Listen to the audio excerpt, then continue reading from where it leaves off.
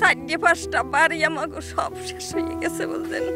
এখন আছি খালি মানুষ, আর কিছু নেই আমাকে।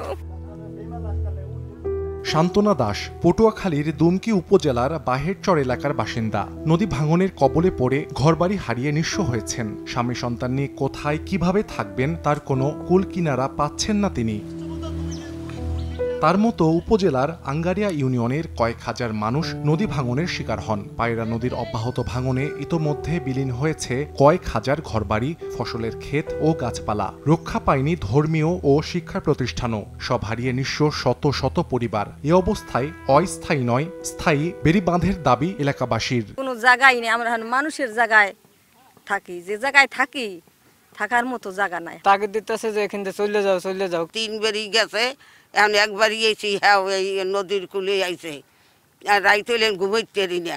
এই নদীতে খাইলে আমাকে এই কত বাড়ি ঘর ছিল। রাক্ষসী পায়রা নদী আমাদেরকে সম্পূর্ণ আকারে বিলীন করে দিয়েছে। আমরা এখন পথের ভিখারি। সরকারের কাছে যেন আমাদের এখানে একটু পাইলিনের ব্যবস্থা যেন ভালোভাবে একটু হয়, হইলে আমরা এখানে থাকতে পারি।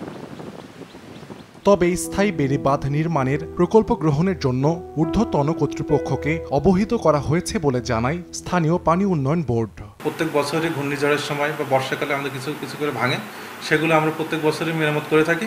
কিন্তু পরবর্তী বছর এগুলো আবার দেখা যায় যে কিছু কিছু জায়গায় ভাঙেন। স্থায়ী বেড়িবাঁধ করার জন্য যে প্রকল্প আমাদের হাতে নেওয়া দরকার, সেগুলো আমরা ঊর্ধ্বতন কর্তৃপক্ষকে জানিয়েছি। আমরা এখনো সেরকম কোনো বরাদ্দ পাই নাই। পটুয়াখালীতে মোট 1300 কিলোমিটার বেড়িবাঁধ রয়েছে। এর মধ্যে আংশিক ক্ষতিগ্রস্ত হয়েছে 22 কিলোমিটার এবং 6 কিলোমিটার বেড়িবাঁধ পুরোপুরি ক্ষতিগ্রস্ত হয়েছে। সময় সংবাদ, পটুয়াখালী।